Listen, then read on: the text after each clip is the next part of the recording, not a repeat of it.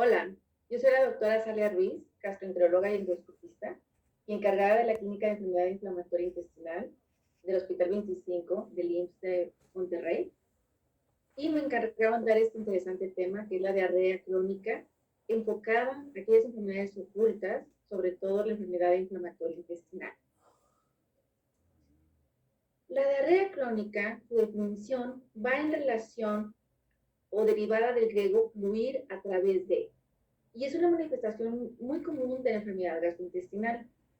La AGA, por ejemplo, la define como la disminución de la consistencia de las evacuaciones durante 4 o más semanas.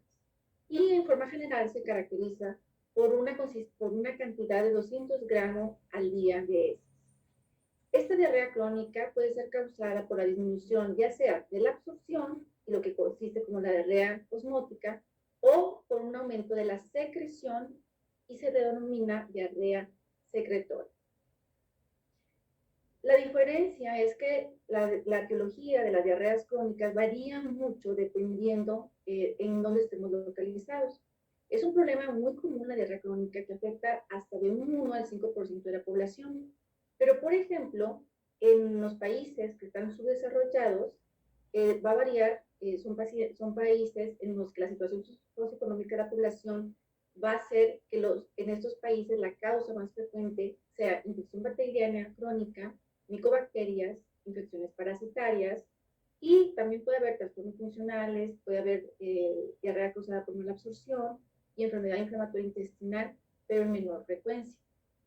Y esto va a ser muy diferente a lo que ocurre en aquellos países desarrollados, donde en aquellos pacientes que son inmunocompetentes, la causa de la diarrea crónica no va a ser infecciosa. Su forma más frecuente no va a ser la causa infecciosa.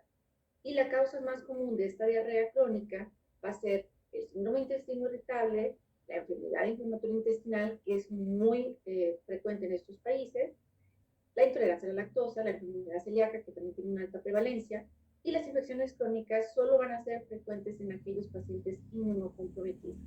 Entonces existe una diferencia muy importante en estos países. La diarrea crónica es un padecimiento difícil, de difícil diagnóstico y de difícil manejo. ¿Por qué? Porque el diagnóstico diferencial es enorme. Va a variar con edad. Debemos de tener un conocimiento amplio sobre patologías raras, sobre las patologías comunes, y tenemos que optimizar el enfoque diagnóstico, saber qué estudios tenemos que pedir en estos pacientes. Y tenemos que pensar en muchas posibilidades diagnósticas.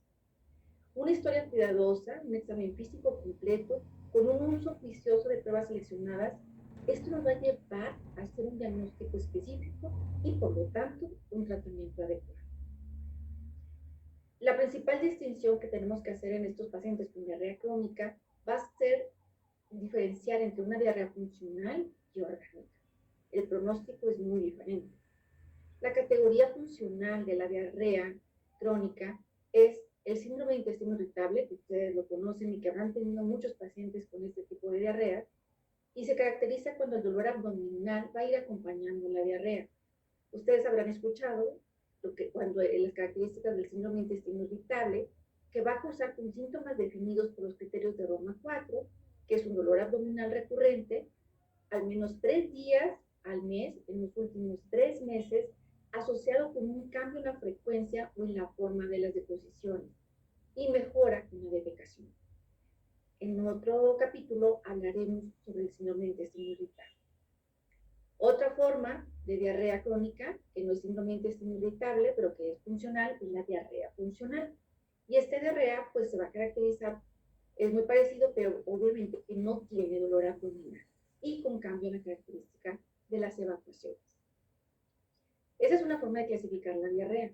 Otra forma de clasificar la diarrea es por mecanismos fisiopatológicos, y esto se vuelve un poquito más complejo. Entonces, la diarrea secretora, la diarrea osmótica, la diarrea inflamatoria y la diarrea por absorción alterada o mala absorción. Esta clasificación es compleja, es difícil de aprender, y lo que sabemos nosotros que es un enfoque práctico y es útil para clasificar a nuestros pacientes es la diarrea por funcionalidad o por organicidad. Pero bueno, para fines, sí, como le decimos a los residentes, para fines de examen tenemos que saber que existen estos tipos de diarrea: secretora, osmótica, motora, inflamatoria, y podemos mencionar también por mala absorción.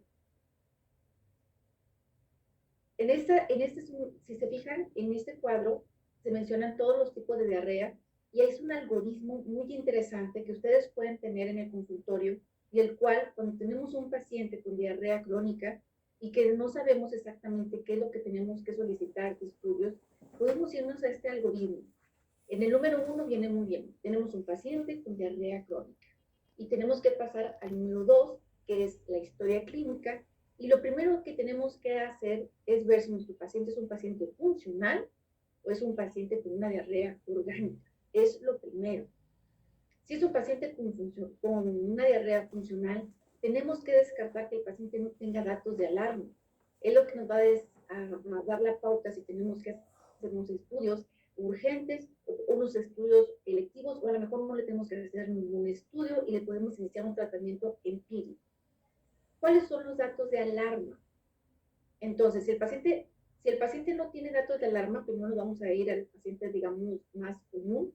No tiene datos de alarma, entonces probablemente es un paciente que tiene síndrome de intestino irritable con características de diarrea, y por ejemplo en estos casos podemos descartar enfermedad celíaca contra una diarrea funcional o versus una hipolactasia.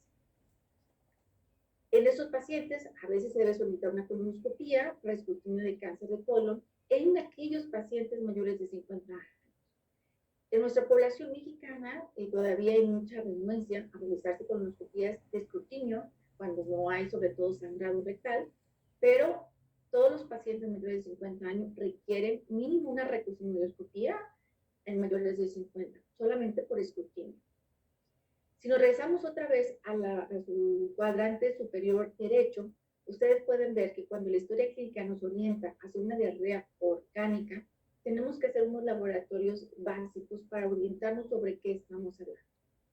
Y esos laboratorios son biometría, química sanguínea, electrolitos, pruebas de funcionamiento hepático, albúmina, que van incluidos en el perfil bioquímico, pruebas de función tiroidea, estudios para enfermedad celíaca, que son los anticuerpos IgA para glutaminasa, sangre oculta en esas, proteína C reactiva, velocidad de sedimentación globular, calprotectina.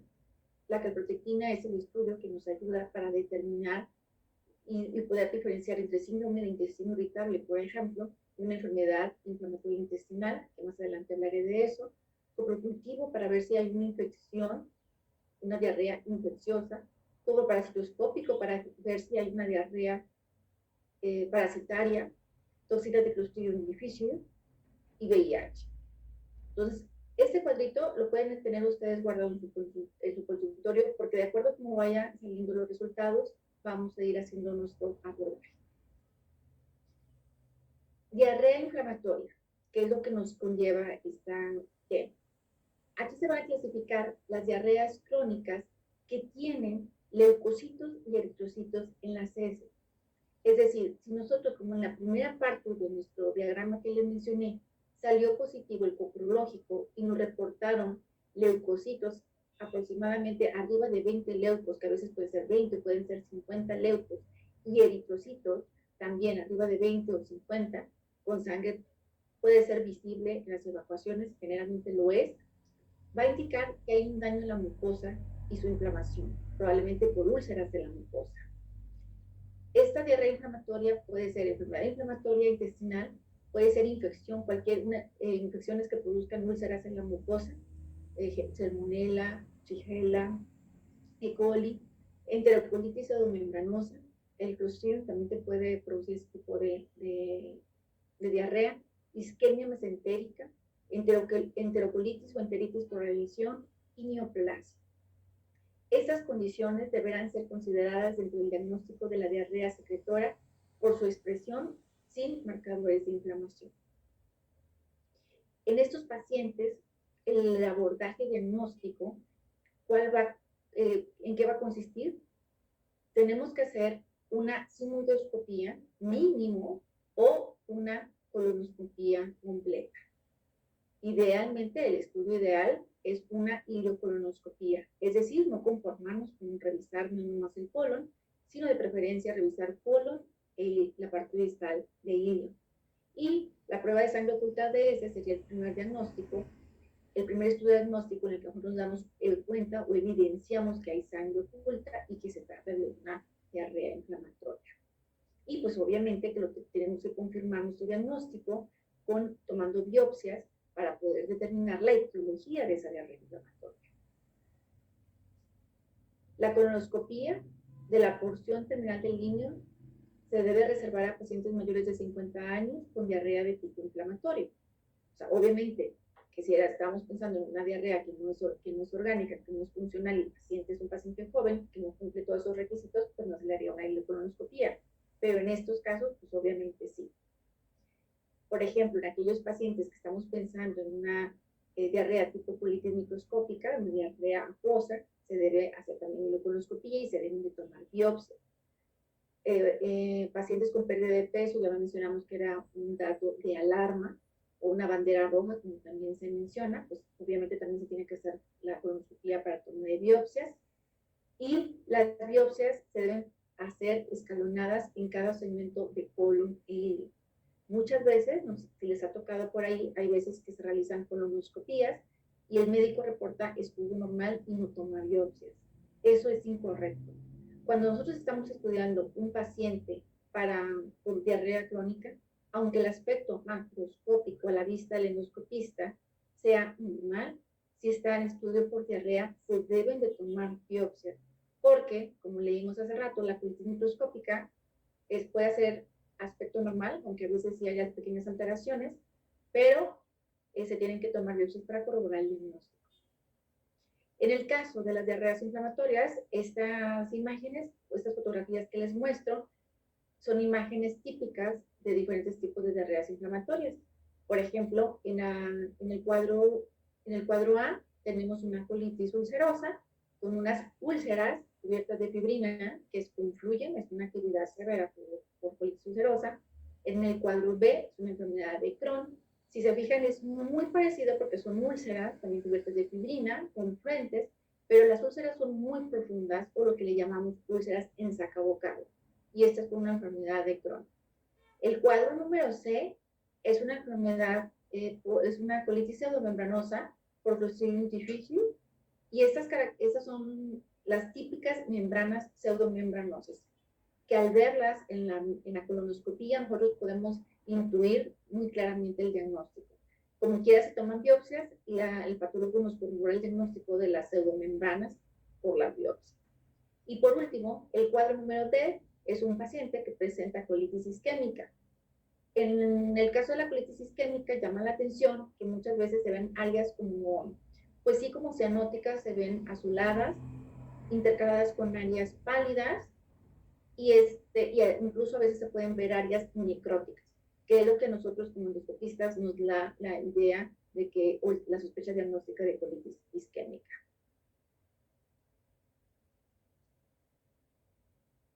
Estamos hablando de diarreas inflamatorias. En las diarreas inflamatorias, nosotros, los endoscopistas, tenemos que hacer un reporte, y lo ideal es que siempre usemos clasificaciones para la severidad. Esta es una severidad, esta es una escala, perdón, que usamos mucho, que es la escala de Mayo, para evaluar la severidad de la colitis ulcerosa, que lo evalúa del 0 al 3, donde 3 es la más severa. En la enfermedad de Crohn, tenemos que hacer el reporte de dónde están las úlceras, de la extensión, de la gravedad, se involucra nada más colon, se involucra ilion, y ahora tenemos la gran ventaja de lo que no teníamos antes, que en aquellos pacientes que no tienen afectación de colon, y lo cual no podemos valorar por la colonoscopía, muchos pacientes tienen afectación solamente de ilion, y para evaluar ilion tenemos la enteroscopía y tenemos la cápsula endoscópica. Estas imágenes que están viendo ustedes aquí en la pantalla son de cápsula endoscópica. Y si se fijan, se pueden ver claramente muchas úlceras, como las que vimos en colon, son úlceras aftosas y algunas longitudinales, claramente visibles en yeyuno e ilio, por medio de la cápsula, donde corroboramos el diagnóstico de enfermedad de Crohn, algo a lo que antes no se tenía acceso. Entonces, esas imágenes, la de arriba es la cápsula endoscópica, la de abajo es una enteroscopía con doble balón, es un endoscopio, pero es muchísimo más largo, y los balones nos permiten avanzar casi a la totalidad de todo el intestino delgado. Digo casi, porque a veces no se llega hasta el hilo distal si entramos por la boca, pero casi se abarca todo el intestino delgado. Este estudio, de hecho, si se fijan en la literatura, es casi completo en el 80% de los casos.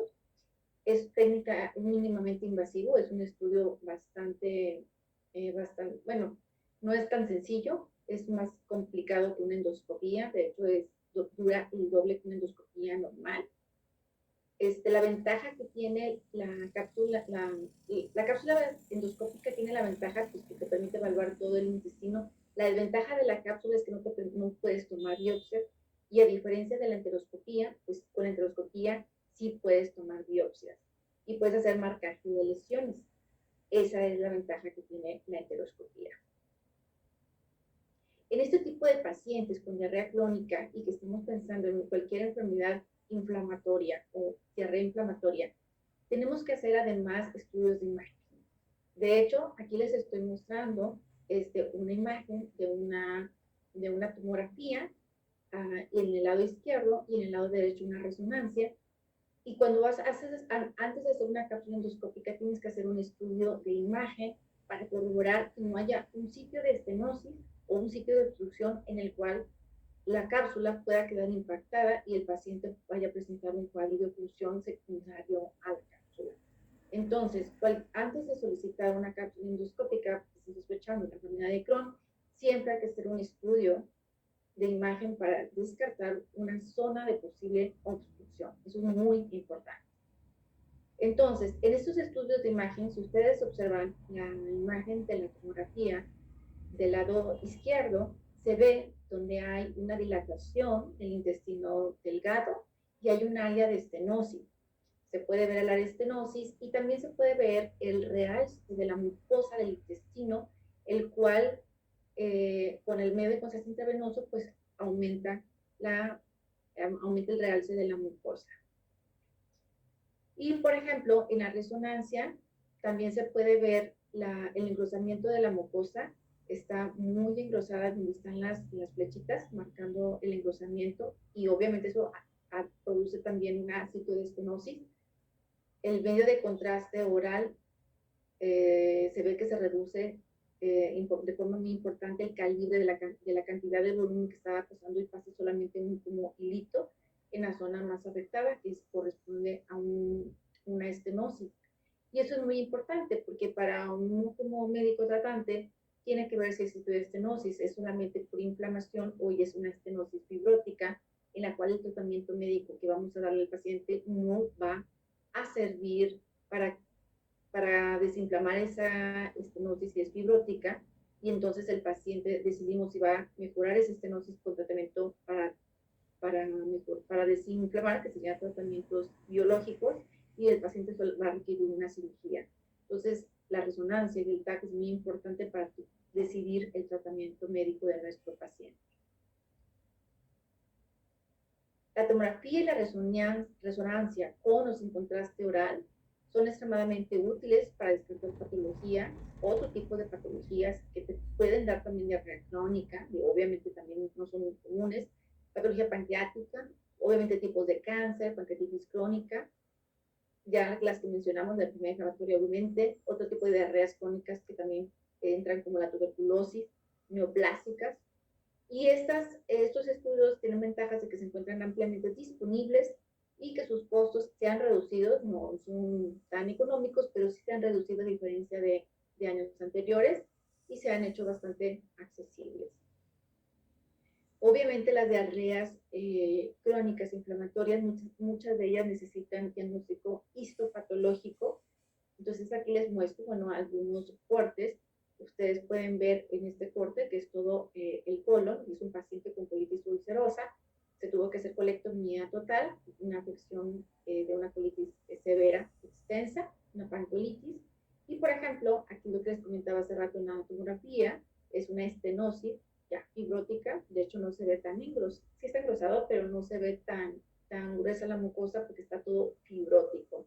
Y tenía una estenosis que ya no iba a mejorar, se hizo resección del sitio de estenosis por enfermedad de Crohn. Aquí se hace la resección quirúrgica y en cambio acá, ya cuando se ve el corte a microscopio, bueno, pues el patólogo se encarga de buscar los cambios típicos que nos orientan en este cuadro de la izquierda a colitis ulcerosa y en el cuadro de la derecha, bueno, que hay un infiltrado inflamatorio crónico a base de linfocitos con úlcera, aquí está ulcerada, la mucosa se pierde por ulceración de la mucosa, infiltrado amplio, pérdida de o disminución y alteración de las criptas con piptitis, y en el caso de la enfermedad de Crohn, en un 30% aproximadamente de los casos aparecen los famosos granulomas, que no están en todos los pacientes. Cuando aparecen, pues son muy característicos de la enfermedad de Crohn. Sin embargo, hay muchas otras enfermedades que también pueden tener granulomas. Y recordar que los granulomas en la enfermedad de Crohn son no caseificantes, los granulomas caseificantes son de tuberculosis. Este algoritmo, por ejemplo, es cuando se sospecha de enfermedad inflamatoria intestinal, los estudios que tienes que hacer básicamente para diferenciar entre enfermedad colitis ulcerosa y enfermedad de Crohn. No siempre es fácil.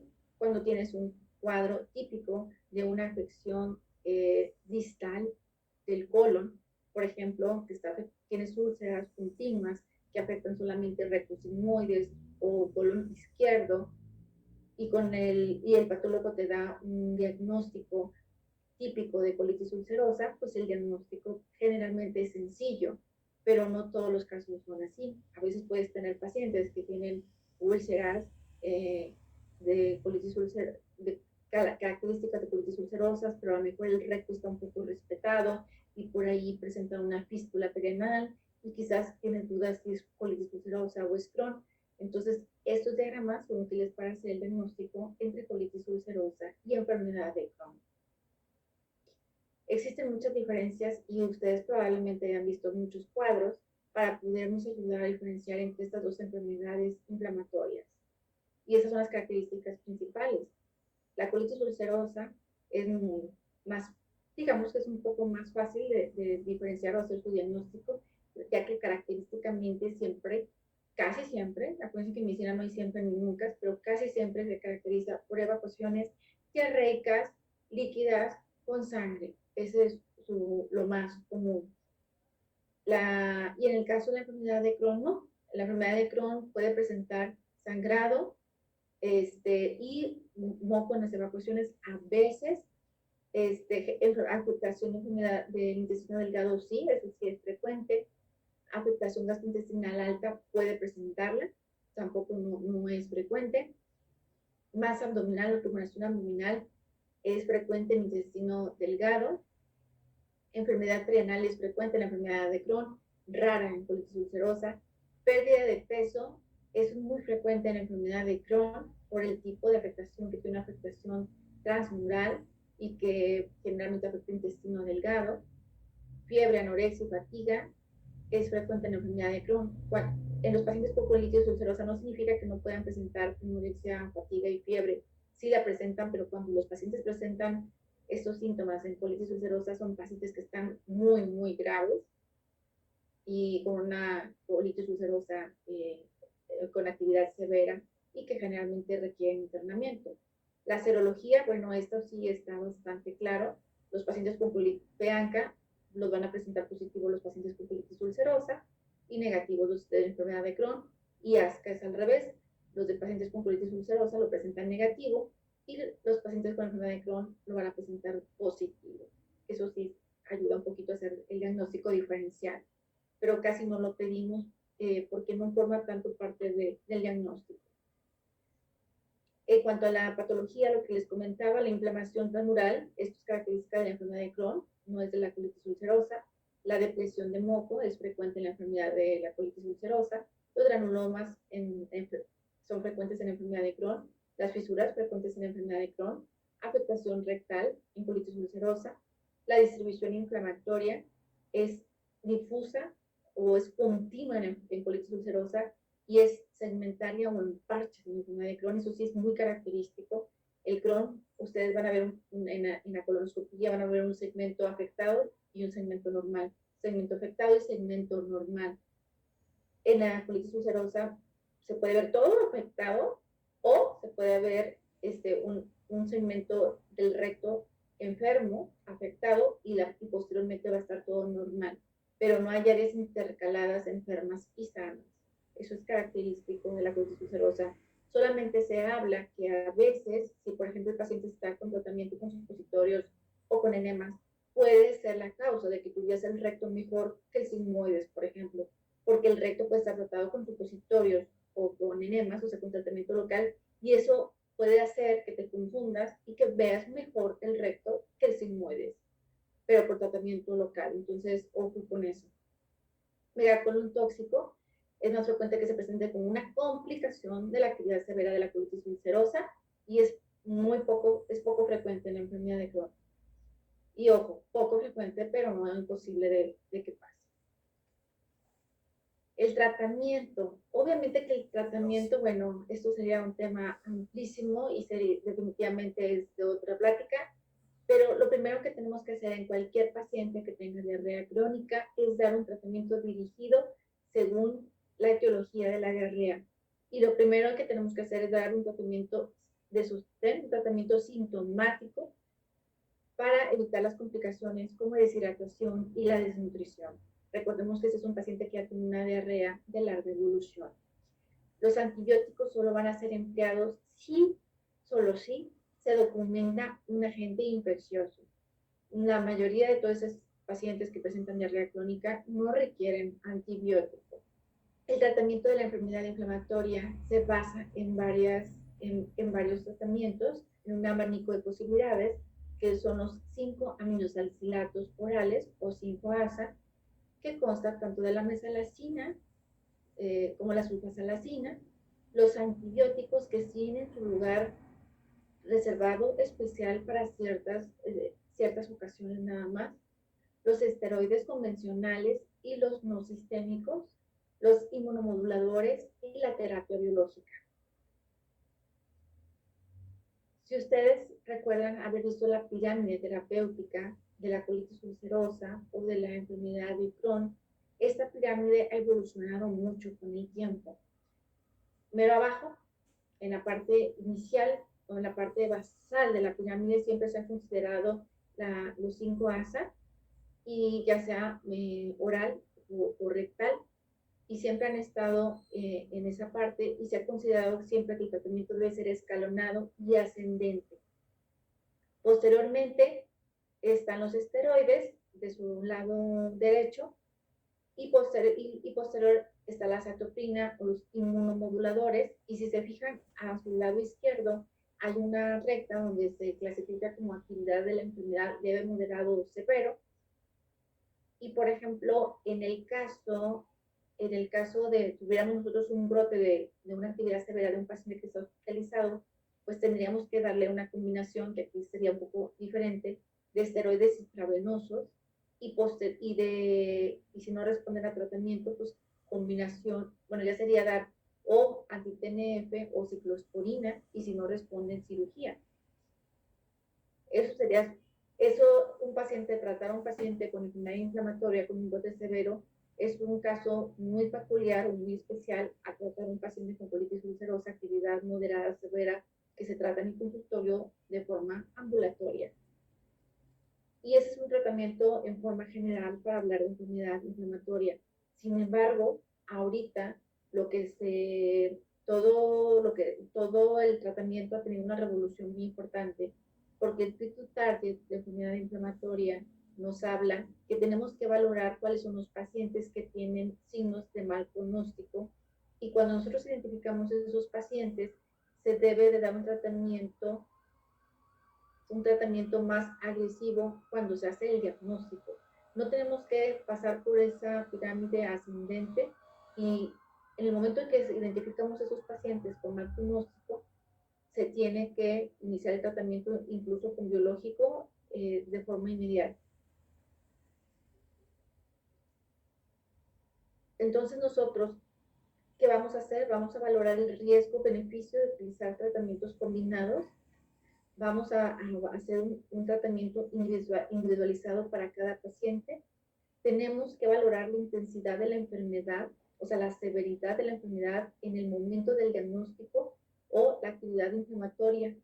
Y todas las revisiones sugieren empezar por tratamientos más agresivos para luego reducir su intensidad. Actualmente existe una gran gama de posibilidades terapéuticas para la enfermedad inflamatoria intestinal. Como ustedes pueden ver aquí en las imágenes, tenemos el infliximab, tenemos el adalimumab, tenemos el certolizumab pegol, tenemos el vedolizumab, el ustekinumab, el golimumab.